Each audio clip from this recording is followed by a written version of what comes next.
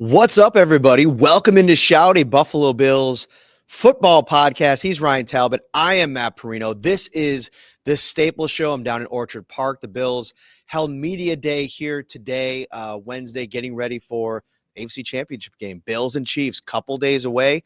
Ryan, we're always brought to you by Tops Friendly Markets. That's right, and it's all-day breakfast over at Tops right now. Hatfield, original bacon, buy one, get one free. They have Eggland's Best Eggs, 2 for $7. Chobani Greek Yogurt Cups, 10 for $10. Fresh Cut Fruit Cups, buy one, get one free. Thomas's Bagels, buy one, get one free. Coffee Mate Coffee, 2 for $6 after using an e-coupon. And Tim Hortons Coffee for $5.99. Head over to Tops and get those all-day breakfast deals now. Ryan and I were at Tops on Sunday before the game covering Bills Ravens. And man, you were just running and rummaging through those aisles looking for that bacon. You couldn't get your hands on it quick enough. Like a kid in a candy store. Yeah. So a lot of injury news here today. And, the Matt Milano answer from Sean McDermott was interesting on Monday. He was asked about Milano not being on the field the last 3 plays against the Ravens. And he said he hadn't received an injury update from Nate Bresky and the training staff. We get to today. Sean McDermott starts going through the injuries, and he does say that Matt Milano is dealing with hamstring soreness. Now, when I followed up and asked him about that, he said he wouldn't categorize it at the stage of an actual injury yet. So it's something that he's kind of just managing at this point, but still something for a guy in Milano who last season – had the broken leg. And I think that was the fear. If there was something lower body at first, it's definitely something that is going to have to be monitored over the course of this week. Yeah, you have to err on the side of caution when it comes to Matt Milano. I wouldn't classify it as an injury yet, which obviously is good news, but it's something that apparently felt something, and it's something that can linger. So no doubt in my mind that the Bills are attacking it, rehabbing it, getting him ready for Sunday night. At Arrowhead against the Chiefs in a game where they're really going to need Matt Milano at his best. Yeah, they're definitely going to need Matt Milano, and I think if he's not available, that definitely becomes a concern for this Bills team. We'll get into what that could potentially look like. But again, I'm not overreacting to this stage of the week. I mean, I've seen a lot of pessimistic Bills fans in the DMs and in the comments. Oh, of course, Bills Chiefs and no Matt Milano. I don't think we're there yet, and I think that it's something that. If it's something that's given him a little bit of a tweak, you back him off completely over the course of the week. Don't put him in as we've seen the last couple of weeks, Matt Milano at this stage in his career, he's played so many snaps in this defense that I think of what you need him to do and ask him to do. If he can't practice over the course of the week, I don't think you're overreacting to that if you're Sean McDermott or Bobby Babich. No, he knows the ins and outs of this system. He is going to be prepared one way or the other. The availability on Sunday is what matters most by far.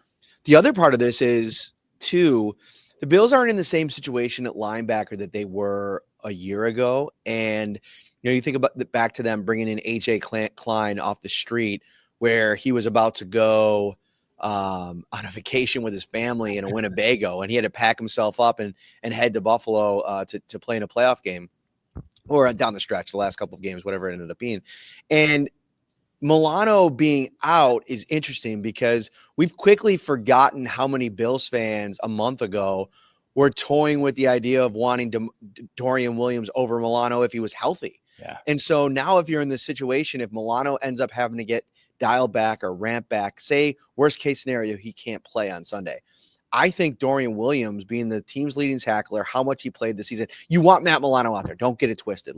In a perfect world, he's available and he plays, and his performance in these last 2 playoff games has been Matt Milano, the best of times. I mean, it brought back all of those memories. He's been very key for their defense. But I don't think that you're panicking as much to go to Dorian Williams knowing that he's played the majority of the snaps at that position in this defense this season.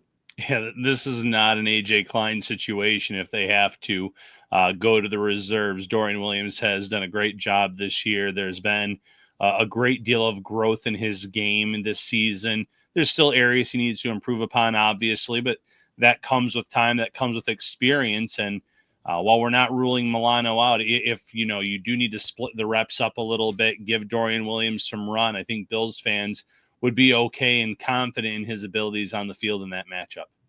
Thank you so much for watching on this Wednesday, January 22nd. We appreciate you making us part of your day. Hit that like button, subscribe as well on YouTube. I'm here at the stadium because Buffalo Kickoff Live starts on Wednesday this week. We're going to be live across the state on your CBS affiliates, WIVB in Western New York. So make sure you check that out starting at 7 o'clock tonight. Let's get to the rest of this injury situation. Alex is asking about Taylor Rapp, asking if it's trending in the right direction. And I think it was good news when we heard from Sean McDermott saying that he was day-to-day, but he's not practicing today. It's a walkthrough. So I think that that's a warning sign that we could be on the way to him not playing on Sunday, because usually when guys are even close, they'll go limited in a walkthrough because you're not really out there flying around. You don't have pads on, all those kinds of things. It's basically like a, 80, 20% practice. So the fact that he can't go, I think it's starting to kind of turn you got to start turning your attention to Cole Bishop. We spoke to him today. I'll get into that in a minute. But if Taylor Rapp can't go, how concerning is that comparatively to maybe the Matt Milano situation? Well, it's more concerning than Milano just because Cole Bishop, for the strides that he has made this year, he's still very inexperienced. Taylor Rapp has been their best safety over the course of this season.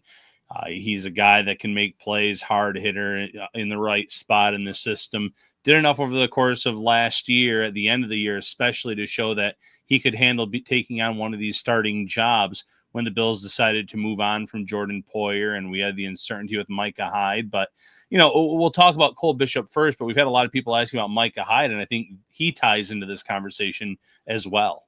Yeah, talking to Micah after practice today was interesting. One of the things I asked him how much he's gotten ramped back up to football shape, because we hadn't checked in with him in a while. And he's like, he definitely feels back to, where he was at maybe last season or in training camp, after a training camp last season. But the thing is, it's a different role.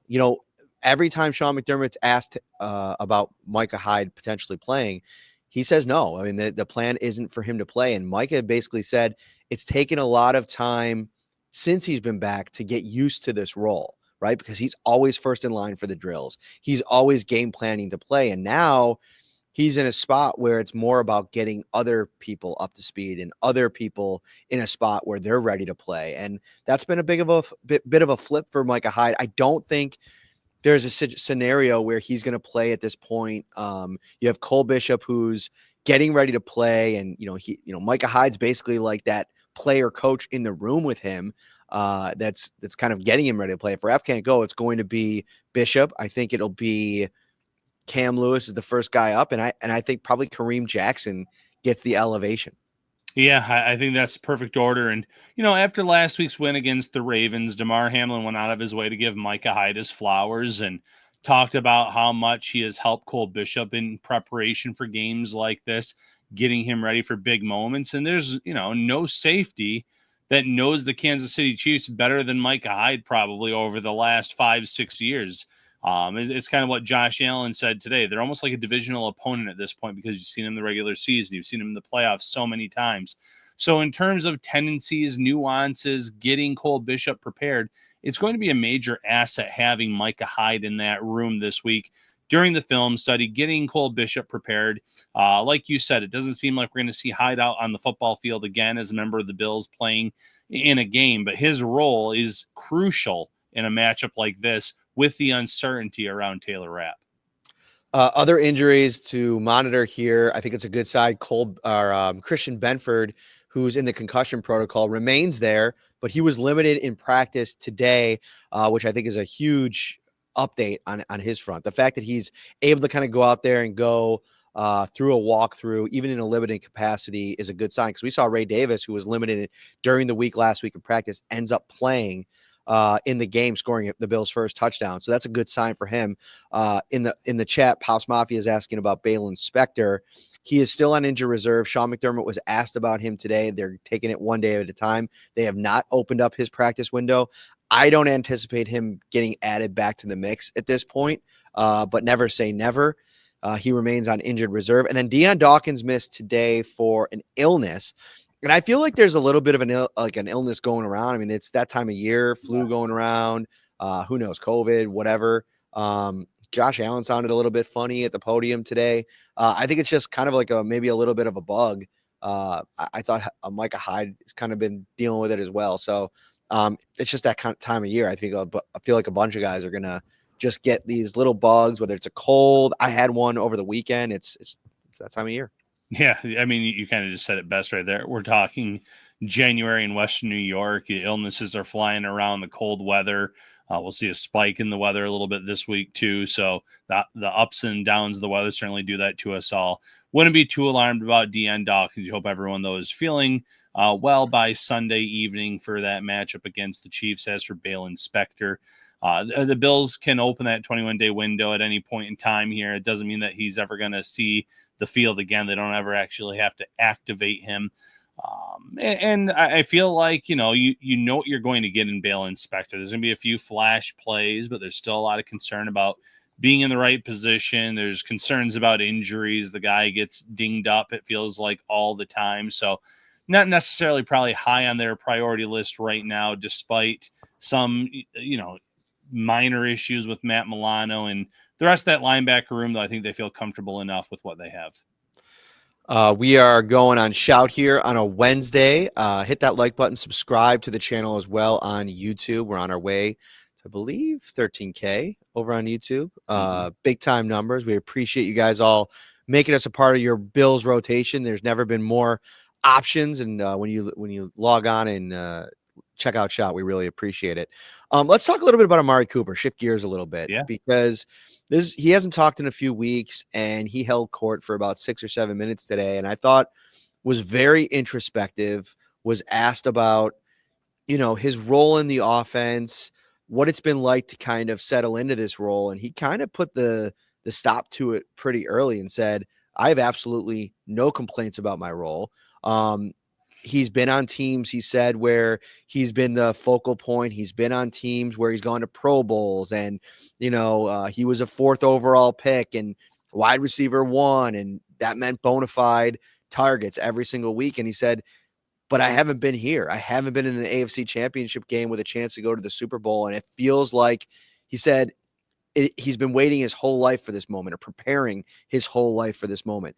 I know there's Bills fans that are frustrated, but to me, he seemed like a guy that's ready for an opportunity in a big game when it comes.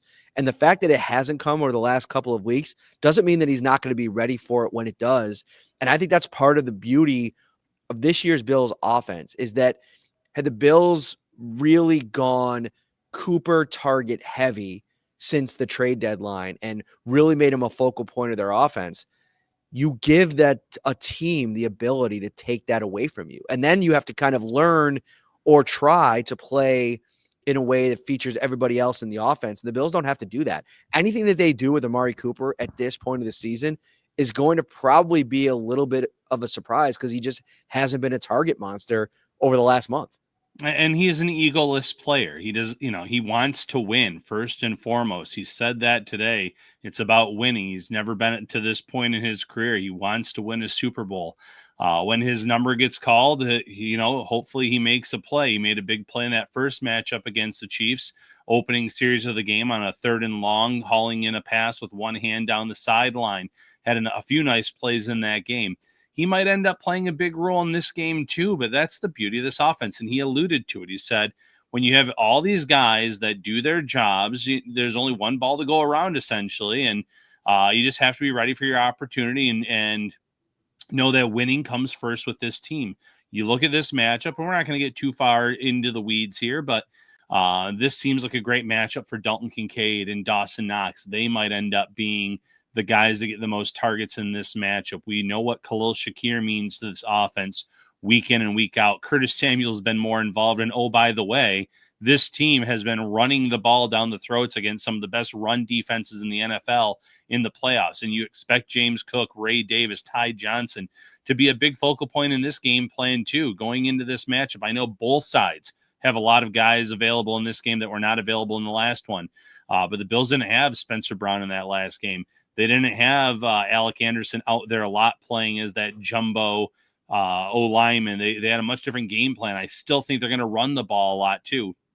At the end of the day, if they win this game on Sunday, there will not be one person complaining in that locker room about how many catches they had or what their final stat line looked like. Mina Kimes put out a video clip and a stat today. Bills come out in jumbo in the Kansas City Chiefs match with 3 linebackers, and they hit a play action pass to Dawson Knox for a chunk gain in the first game against the Chiefs. Kansas City is 31st in success rate and 32nd in yards per play when opposing teams target their tight end. So that could be something really interesting to talk about over the course of this week. We talk about Amari Cooper. We also have a Dalton Kincaid and a Dawson Knox who very much have never been the focal point of this offense. And what an amazing story it would be in a game with Travis Kelce if we're talking about either Dawson Knox or Dalton Kincaid on the other side of that thing, depending on how it gets played out. Amari Cooper, I'm looking at his performances since the Los Angeles Rams game when he had 14 targets and he caught 6 for 95.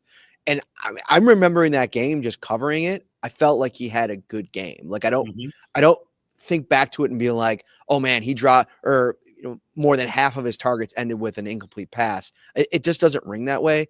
But you look at his game since, and he's played in 5 games since, including the playoffs.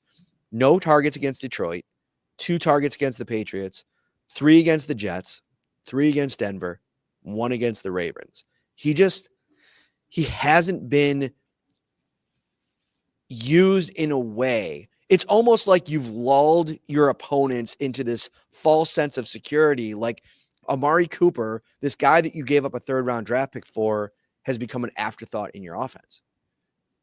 It seems that way so far, but it's also drawing a lot of attention from opposing defenses, and that in itself is a win. If he draws a matchup against one of their top cornerbacks in this game at times, that means someone else is likely to get open. If he doesn't draw that assignment, that could mean targets for Cooper in this game.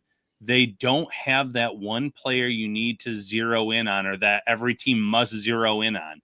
But since Cooper's come along, there have been games where he has drawn some assignments of their better, their best players, the best cornerbacks on opposing teams. So even if the stats haven't been there, it's really helped open up this offense in a lot of ways with guys elsewhere getting open, and in games like the one against the Rams where he had his moments as well. So wouldn't shock me if he puts together a nice stat line in this game. But again, if he has 1 or 2 targets, but it means that someone else like Khalil Shakir or Curtis Samuel have a score in this game, and the tight ends play a big part, James Cook runs for over 100, he'll take that any day. You know what I'll take any day? Some help teaching my kids about the game of football. And right now, you can get that help by checking out Future Fans. Ryan, we've been talking about this Future Fans gaming experience to teach kids the sport of football. It is one of the coolest things going. It is awesome. You get some activity books, you get a ring toss game, a lot that's just in there to help kids out in terms of understanding the game of football. It's great for kids that want to sit down and watch the game with you on Sundays. It's also great for kids that might want to start playing football at a young age, because then they learn the ins and the outs, the rules of the game. It gives them a great head start on the game of football. Yeah, and there's just like little things in the game that pop up that you take for granted as somebody that knows the game so well. But, you might have a family member. I mean, listen, I know as Future Fans can be for kids a lot of the time, but there's even adults that I've met that want to learn more about the game, that want to, especially in Buffalo right now with the Bills doing so well. Everybody wants to kind of be a part of the hysteria, the fandom, all of this excitement. Learning the game is as simple as checking out Future Fans. And, it's a new brand that helps little kids, some adults, become big sports fans through storybook-led activity boxes that help understand the sport. Instead of explaining something like downs in football directly, there's been a bean bag toss game that has things like 4 tries and 6 points embedded into it. And then later the storybook connects that to football. It's genius. Designed for kids ages 4 to 8. And the football fan adult in their life. And they have soccer too. So it's not just football. Where can you find it? It's only $49.99 at futurefans.com. But if you use the code SHOUT, SHOUT, you'll get their biggest discount ever, 25% off. That's futurefans.com. Use the code SHOUT, SHOUT, for 25% off. All right. Last thing on Amari, and I want to play a clip, 45 seconds from his press availability today. What, you talk about never being this far. What's your excitement level being this far? And then how do you keep the focus on the game and the things you got to focus on when you know what's on the other side of a win potentially this weekend? It's more so looking at it from a standpoint of, you know how they say, you just keep preparing, and then, you know, one day everything will fall in place. That's how it feels. It feels like I've prepared for this moment all my life, and, you know, at times, because this is my 10th year, at times you kind of like, I guess apprehensive is the right word about it actually not happening, and then, you know, lo and behold, we have a hell of an opportunity. So I'm very excited. Yeah. Thanks, Amari. Thanks, man. A lot. Thank you. Yeah. So I have a comment here. I put out this clip on social media, and one of the comments said, I truly can't understand this mentality, and good for players like him that have it. I would think being a contributor at any level would be more fulfilling than doing almost nothing and getting a ring. I'd argue that he's not doing nothing. Like, he's doing so much. And, you know, when you hear Joe Brady talk about what it means to have the threat of Amari Cooper out there and what it does for that side of the field, that defensive back that's covering him, and then the things that he brings to the room. Like, if Keon Coleman makes a huge play in this game on Sunday, and Amari Cooper being here since early in the season help unlock Keon Coleman in that way, it's a team sport. I think that the way that Amari explained it, he's had so much success as an individual in the NFL. Sometimes it's about finding a way to have that success in the team environment for the team. And I think he's been kind of like that example of it. It's a great example. And he had tons of success at college at Alabama.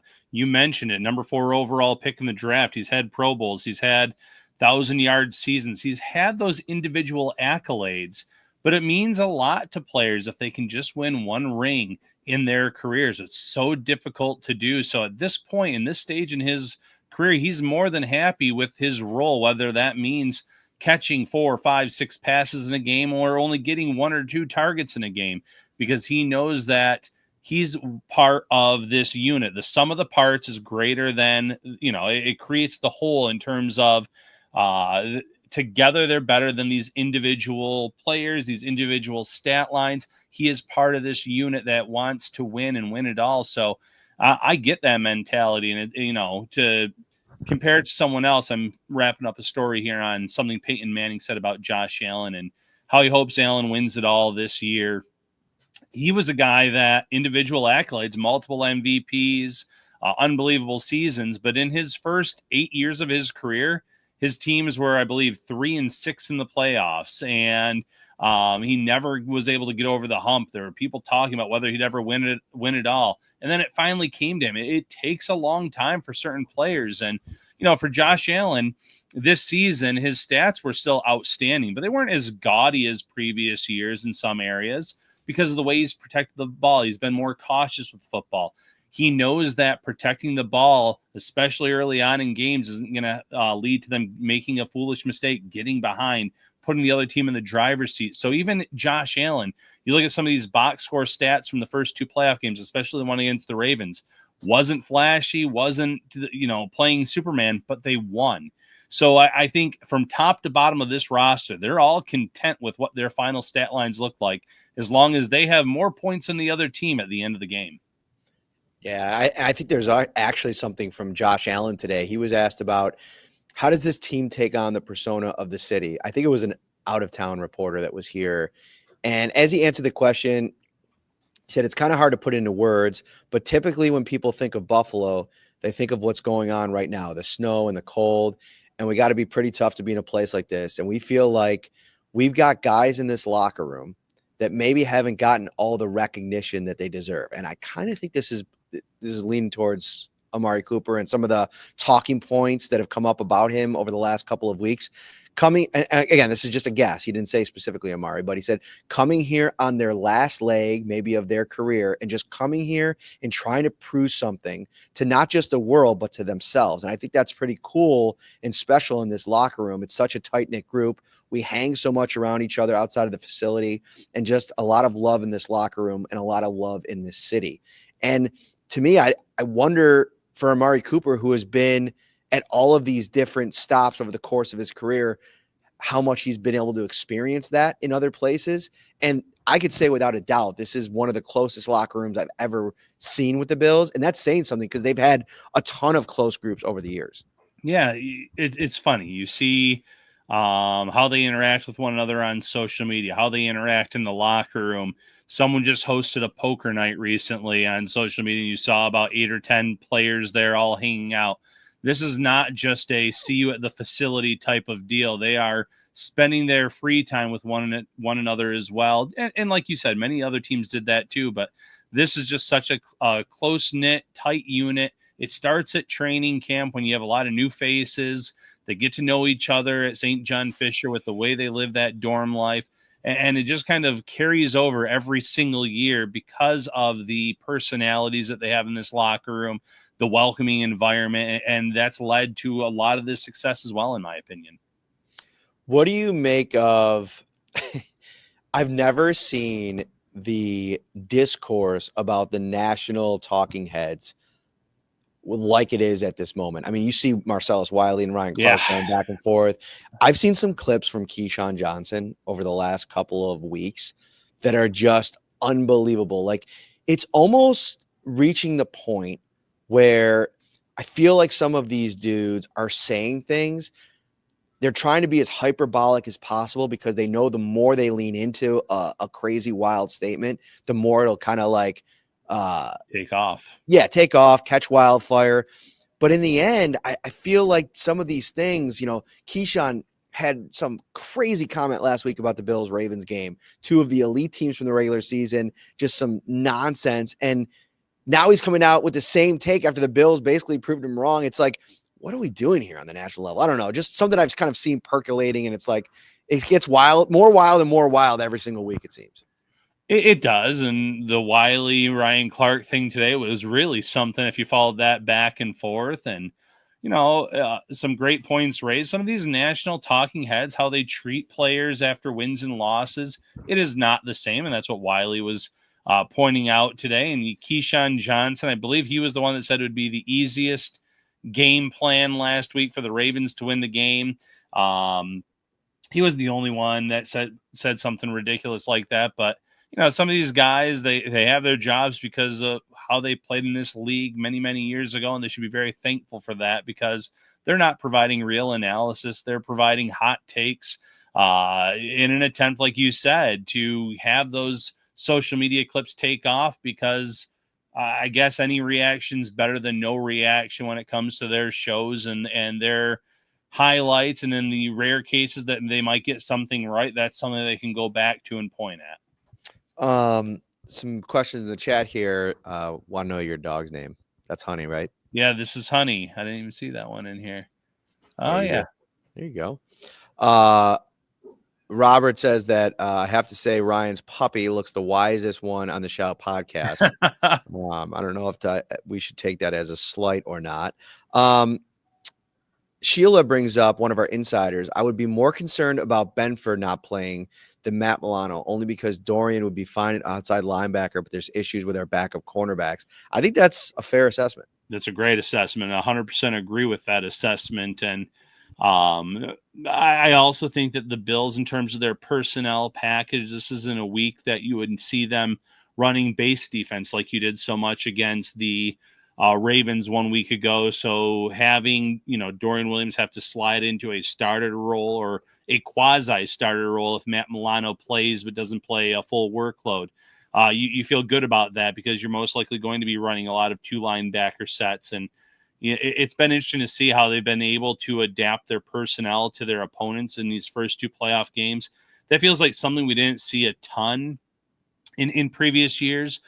So this is another, you know, Bobby Babbitt, Sean McDermott working together to get a little more creative based on the opposition. I'm excited to see what they have planned. But if they have Christian Benford, they're obviously going to be in a much better spot than without him based on these personnel packages and what they're going to try to do to throw Patrick Mahomes, Isaiah Pacheco, Travis Kelce, and company off their game. Yeah, to me, Benford is probably – it's hard. I'd probably put him at number 3 in the pecking order in terms of players you can't lose for this game. Maybe 4th, actually. Is that crazy? I'd probably go Bernard, Rousseau, Oliver, and then Benford, only because of how important I think the front is for this matchup.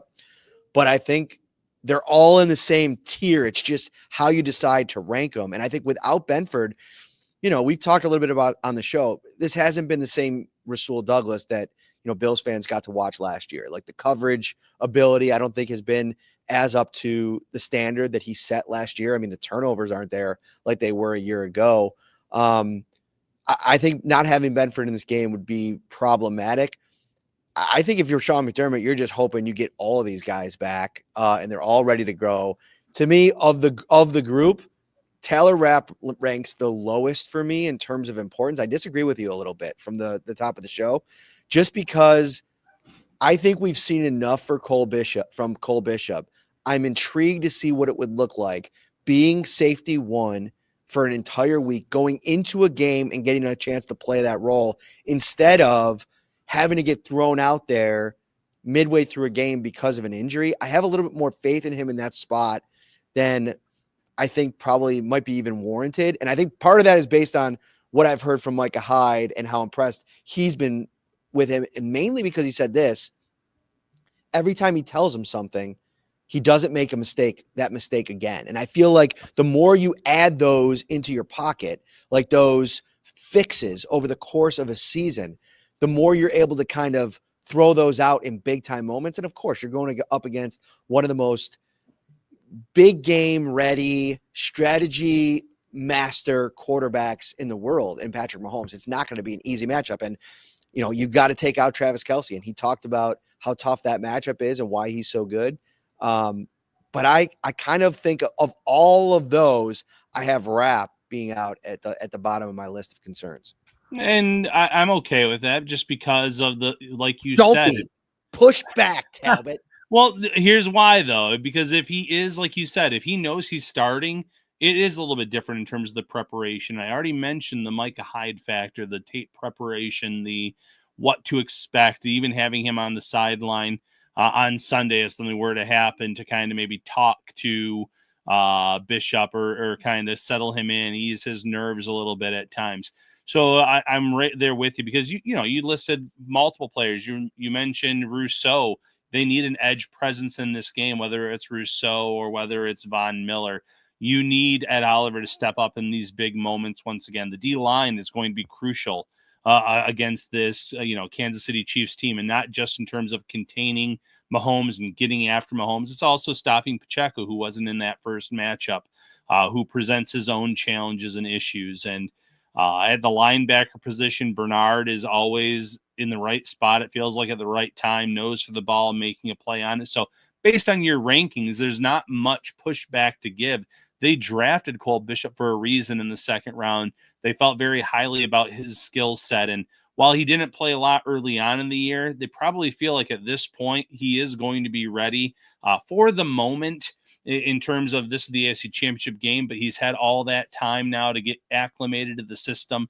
They know what he has in terms of the athleticism, the ability to cover tight ends. He isn't necessarily always flashed at the best in that regard. Sometimes he's still a step or two behind, but that's going to come with more time as well. And maybe he ends up being this great chess piece in terms of slowing down Travis Kelce, who has come on as of late, which is no surprise because it's the playoffs.